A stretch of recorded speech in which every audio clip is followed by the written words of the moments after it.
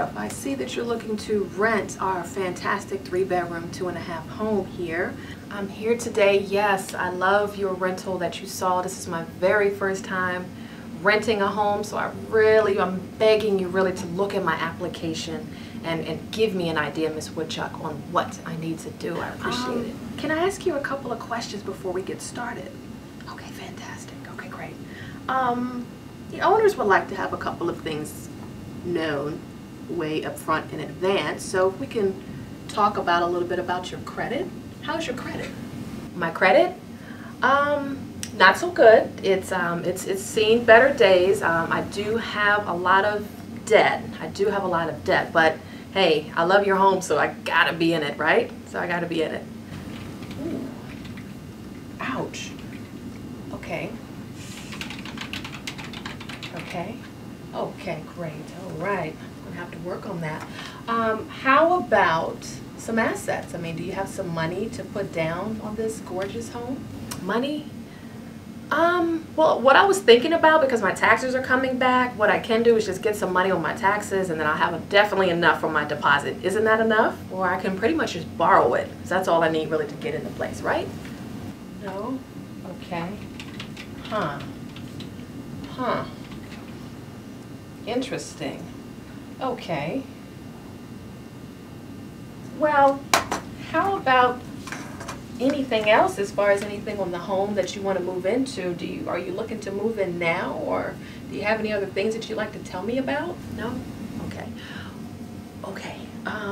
Well, let me tell you about that. Well, I do have a dog, a 20,000-pound dog, and the dog really, it's not housebroken, but the dog does, that is my passion, is really just to breed dogs, so I really need space for my dogs, and I'm ready to move in immediately.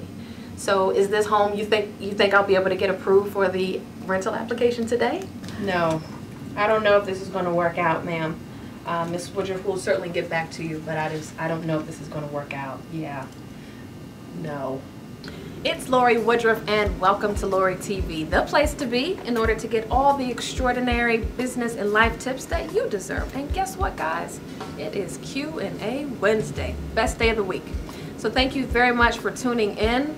This gives us our time to address a lot of business and life topics that a lot of us need. And our first question comes in today from Angela. Angela writes, "Hello Lorie, great series on helpful ideas. My question is on the real estate side. I've lived with my family my entire life, and now I think I'm ready to make a move on my own. I'm 23, have a lot of student loan debt, but just started working a second job to help with my expenses. How do you know when you're financially ready, and would I need a co-signer?" Good question, Angela, and congratulations on your move, and thank you very much for tuning in, of course, to Lorie TV. Moving out is definitely a big topic, because no matter what our age is, we need to make sure that we are prepared.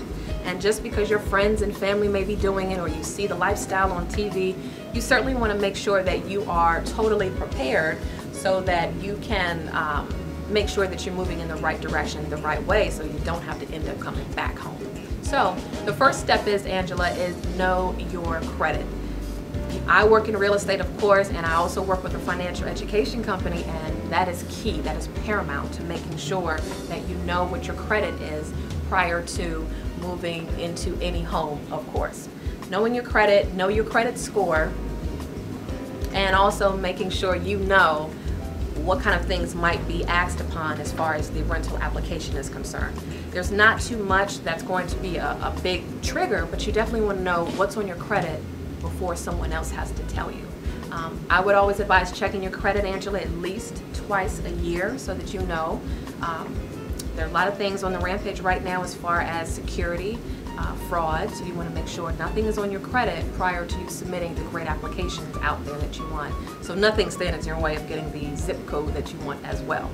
The next thing, number 2, is creating a realistic budget.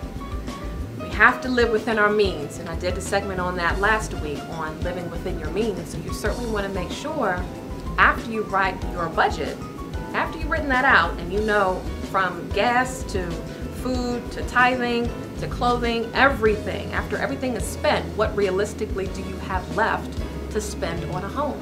Because now you have to incorporate new things. You have to incorporate utilities, cable, internet, those extra things that you may not have had living at home. So realistically, maybe speak to some people who have rented or owned a home so that they can give you some great ideas as far as how much things really cost out there, because things do get a little bit more expensive if you are not fully aware of that shift. The third thing is have at least 6 months of savings in the bank. Now you can get a lot of different gurus that tell you have a year at least, but I would say at least 6 months of the rental amount in your savings account, simply because if anything were to happen, you won't be troubled with your landlord or the property management, and they won't be kicking you out. So you want to make sure you at least have enough savings so that if anything were to come up in your life, as things always do, you want to make sure that you are well protected. And the last thing is to act as if that home is a hotel. I love going to hotels. It's not mine, but at least it's the luxurious feeling that you always get. So just realize now that you're new on the scene, the property manager does not know who you are.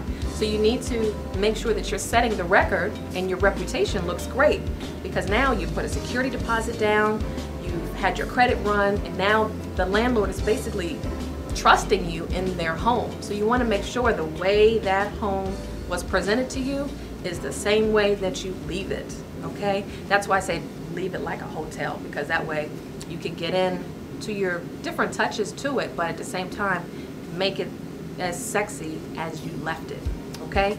So hopefully that will help you move out, get your first address, and I think you'll be quite amazed. You'll be pretty excited out there, Angela. And anyone else out there, hopefully that is a perfect A to your Q, and you can use that tip moving forward to get yourself a new home for the 2013 year. So remember guys, this show is all about you. I thank you so much for tuning in. And this leaves us to our face tweet of the day. Give me 6 hours to chop down a tree, and I will spend the first 4 sharpening the axe. That is by Abraham Lincoln.